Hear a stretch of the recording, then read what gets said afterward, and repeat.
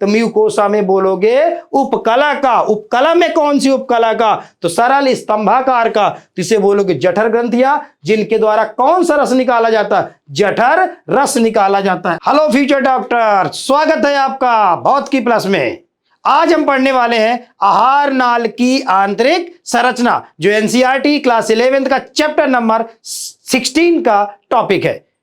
और आपने बेटा पढ़ा होगा कि जो आहार नाल है, आहार नाल हमारा मुख्य क्या है बेटा? पाचन अंग है। माउथ से लेकर के, मुख से लेकर के गुदा तक एक लंबा पाइप डला हुआ है, जिसे हम बोलते हैं आहार नाल। अगर हम आहार नाल की हमें यहां देखनी है आंतरिक संरचना, ये जो पाइप है, इस पाइप की दीवार कितने परत की बनी है? तो जैसे हम बेटा बात करें ईसोफेगस मतलब ग्रसिका से लेकर के मलाशय तक, ईसोफेगस से लेकर के मलाशय तक, रेक्टम तक जो ये पाइप है, इसकी दीवार का एक कॉमन डायग्राम अपन देखते हैं। फिर इसमें कई तरह के क्या मिलेंगे आपको? रूपांतरण मिलेंगे। फिर रूपांतरण की अपन लोग बात करेंगे। तो एक अपन ने पाइप लिया, पाइप को अपन ने कट किया, कट करके देखेंगे तो उसमें सर्कुलर ऐसे ऐसे कुछ डायग्राम दिखेगा। तो ये आपको एक आहार नाल की एक आंतरिक क्या दिख रही है? संरचना। और आहार नाल की जो दीवार होती है, इसकी दीवार में कुल कितनी परतें होती हैं बेटा? 4 परतें पाई जाती हैं। सबसे बाहरी परत को बोलते हैं हम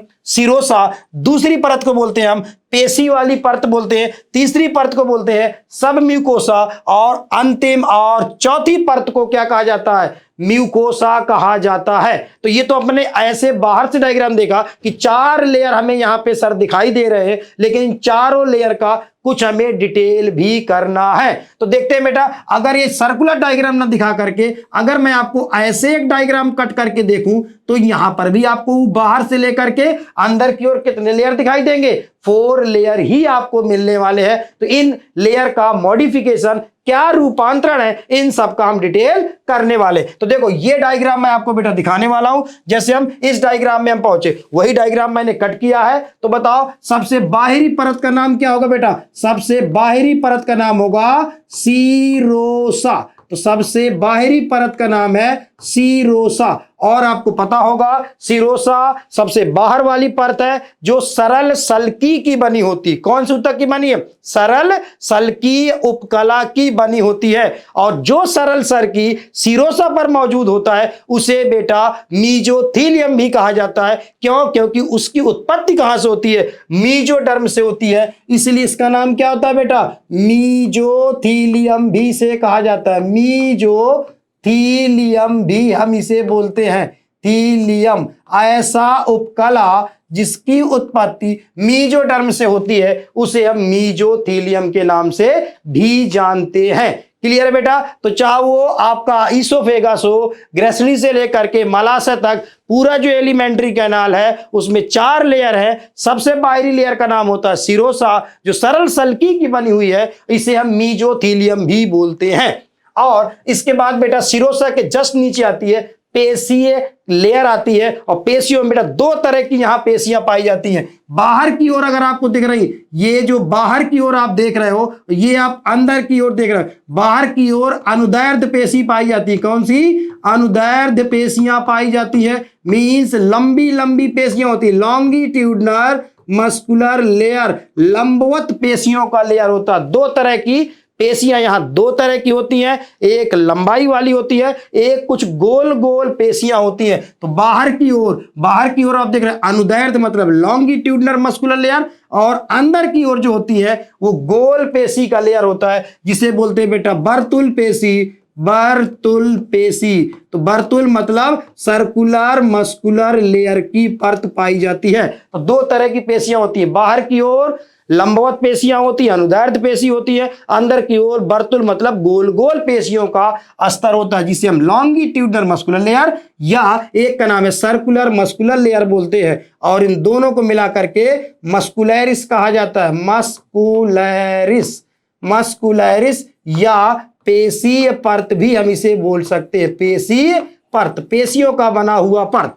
तो बताओ इसमें 2 लेयर आपको दिखाई दे रहे हैं। सबसे बाहरी लेयर का नाम आपने देखा सिरोसा था। सिरोसा के बाद आपको पेशी वाला परत दूसरे नंबर का दिखाई दे रहा है। इसमें 2 तरह की पेशियां आपको नजर आ रही हैं। एक है बेटा लॉन्गिट्यूडनल, दूसरी है सर्कुलर मतलब अनुदैर्ध्य और बर्तुल पेशी। और इन्हें मिलाकर के बोलते हैं मस्कुलरिस, दूसरा लेयर। और लेकिन बेटा यहां सबसे इंपॉर्टेंट पार्ट ये है कि ईसोफेगस से लेकर के मलाशय या रेक्टम तक जो भी आपका एलिमेंट्री कैनाल का एक जो कॉमन डायग्राम है, उस डायग्राम में मस्कुलर लेयर हर जगह केवल दो तरह की मसल से मिलकर बनने वाली है। लेकिन अमाशय में यहां पर एक रूपांतरण पाया जाता है। अमाशय में अगर मैं बात करूं, जो बेटा अमाशय है, अमाशय की अगर आप म्यूकोसा की मस्कुलर लेयर की अगर आप बात करोगे अमाशय में, वहां पर एलएमएल भी होगी, सीएमएल भी होगी और एक अतिरिक्त तिर्यक पेशी, कौन सी?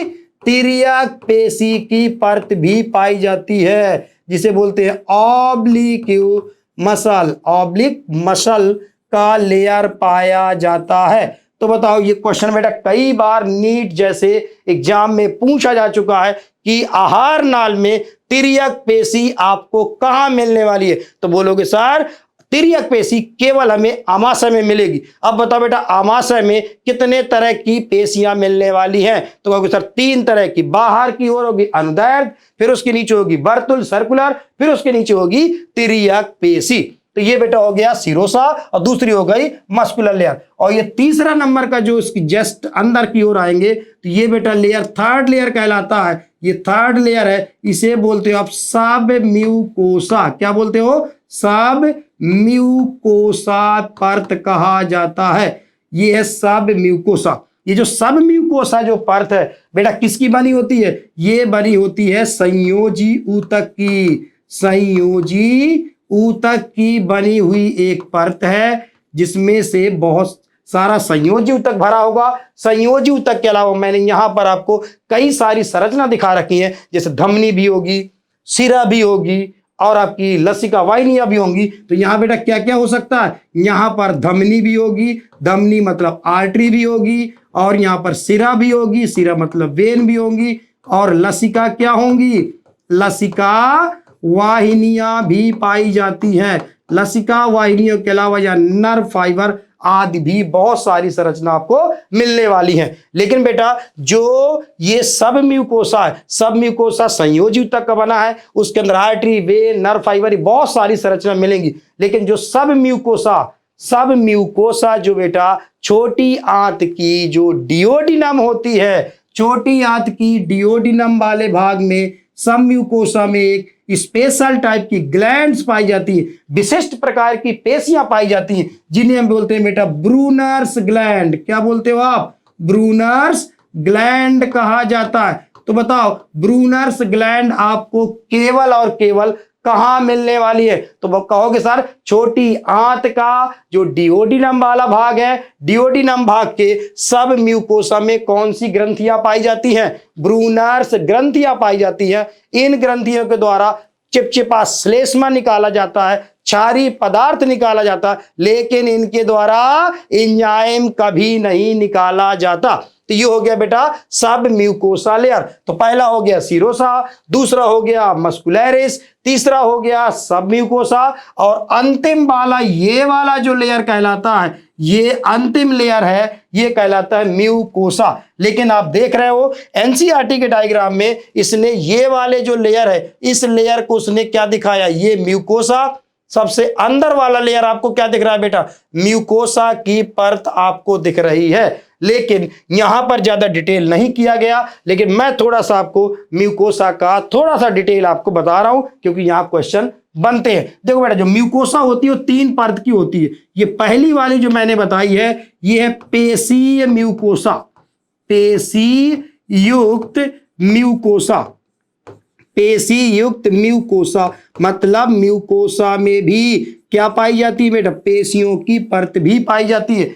अब कहोगे सर पेशी की परत तो बाहर भी दिखाई आपने और अंदर भी दिखाई। हाँ बेटा पेशी की परत बाहर भी होती है, और ये तीनों को मिलाकर के हम बोलेंगे म्यूकोसा। म्यूकोसा की सबसे बाहरी परत होती है पेशीय युक्त म्यूकोसा, जो कि वही पेशियों की बनी अनुदैर्ध्य और वर्तुल पेशियों की मिलकर के बनी होती है। और ये दूसरे नंबर की जो मैंने ग्रीन कलर से दिखाया है, इसे बेटा बोलते हैं लैमिना प्रोपिया कहा जाता है। क्या बोलते हो? लैमिना प्रोपिया परत कहा जाता है। ये भी किसकी बनी है बेटा? लैमिना जो प्रोपिया परत है ये भी किसकी बनी होती है? संयोजी ऊ तक की बनी होती है और अंत में बेटा ये बनी होती है उपकला की। उपकला ऊ तक की परत होती है। अब यहां क्वेश्चन ये आता है कि आहार नाल के अंदर कौन सा उपकला पाया जाता है। तो देखो बेटा, अगर हम आहार नाल की बात करें तो यहां पर हमें मिलेगा सरल, कौन सा, सरल स्तंभाकार। सरल स्तंभाकार उपकला पाया जाता है। मीन्स क्यूब मतलब कोलुमनर सेल्स का क्या पाया जाता है, परत पाई जाती है। लंबी लंबी कॉलम के आकार की कोशिकाओं की क्या मिलती है, परत हमें देखने को मिलेगी, सरल स्तंभाकार। तो बताओ, इन तीनों लेयर को हम एक साथ मिला करके चौथी लेयर बोलते हैं बेटा म्यूकोसा कहा जाता है। तो बताओ, आहार नाल की जो आंतरिक परत है कितने लेयर की बनी है, 4 लेयर की बनी है। सीरोसा, जिसे मीजोथीलियम भी कहा जाता है, और दूसरी लेयर का नाम है मस्कुलरिस लेयर। ये जो बेटा मस्कुलरिस लेयर होती है ना, 2 तरह की मसल्स की है, लेकिन आमाशय में 3 तरह की मसल्स है। इन्हीं मस्कुलर लेयर में लगातार संकुचन, लगातार शीतलन होता है, जिससे हमारी आंत में एक गति उत्पन्न होती है। और आपने उस आंत की गति के बारे में पढ़ा होगा, जिसे बोलते हैं बेटा कौन सी गति, उस गति को हम बोलते हैं क्रमानुकुंचन गति। क्रमानुकुंचन गति। तो बताओ बेटा, क्रमानुकुंचन गति जो आंत में होती है वो किसके कारण होगी, पेरिस्टालसिस मूवमेंट भी हम बोलते हैं। क्रमानुकुंचन गति जो आंत में होती है, जिससे भोजन आपका आगे की ओर धीरे धीरे खसकता रहता है। जबकि एलिमेंट्री कैनाल हमारी लगभग 9 मीटर लंबा संरचना है। हमने खाना खाया, पेट तक पहुंचा दिया, पेट के बाद आगे 7-8 मीटर कैसे जाएगा, इन्हीं मसल्स में लगातार संकुचन होता है, लगातार शीतलन होता है, जिससे गति उत्पन्न होगी, जिसका नाम है क्रमानुकुंचन गति। तो बताओ बेटा, क्रमानुकुंचन गति किसके कारण उत्पन्न होगी, तो पेशीय परत के कारण क्रमानुकुंचन गति यहां उत्पन्न होती है। और तीसरी लेयर मैंने आपको बताया बेटा सबम्यूकोसा, जो ब्रूनर्स ग्लैंड का बॉडी, जो ड्यूोडेनम में ब्रूनर्स ग्लैंड पाई जाती है। और अंतिम लेयर है म्यूकोसा, जो 3 तरह से मिलकर बना। लेकिन बेटा जो म्यूकोसा है, जो म्यूकोसा में आप क्या देख रहे हो, जो म्यूकोसा में सबसे अंदर की ओर उपकला लगा है, कौन सा उपकला लगा, सरल स्तंभाकार। सरल स्तंभाकार, सरल स्तंभाकार जो उपकला अंदर की ओर लगा है। ये वाला अगर डायग्राम देखो, इस डायग्राम में सरल स्तंभाकार कोशिकाएं यहां आपको दिखाई गई हैं।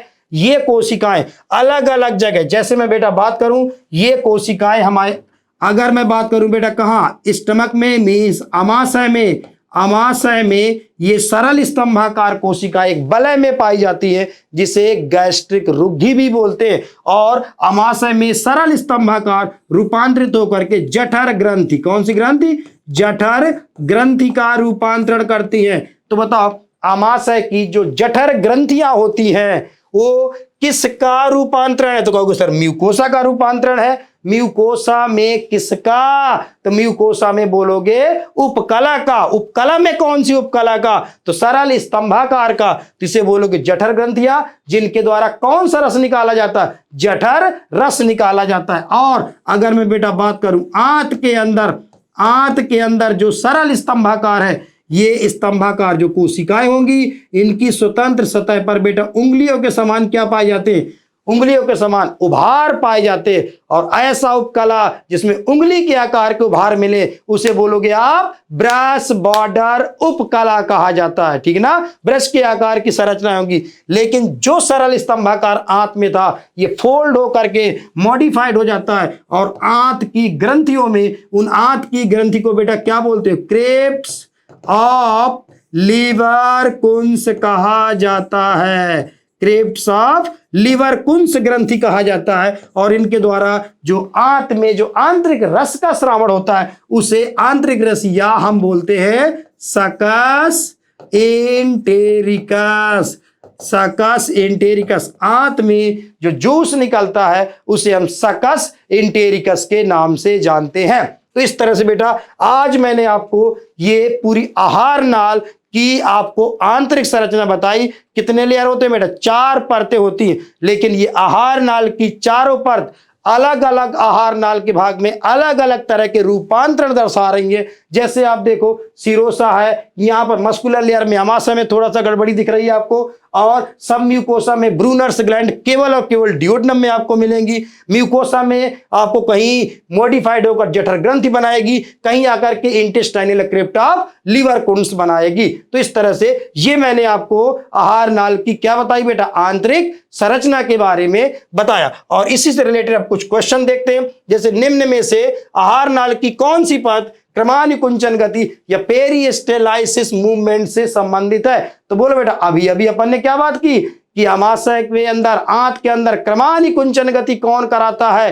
तो कहोगे सर मस्कुलर स्पर्त, जो मसल्स की बनी परत थी वही क्रमानुकुंचन गति कराने से क्या संबंधित है। तो हमारा आंसर क्या हो जाएगा, पेशीय परत हमारा सही आंसर होगा, जो कि मस्कुलर लेयर मूवमेंट कराने के लिए रिस्पॉन्सिबल है। तो इस तरह से ये आज के लेक्चर में बेटा अपन ने पढ़ा आहार नाल की आंतरिक संरचना। ऐसे ही कई इंटरेस्टिंग वीडियो देखने के लिए, ऐसे ही कई इंटरेस्टिंग टॉपिक देखने के लिए बने रहिए हमारे साथ। तब तक के लिए जय हिंद।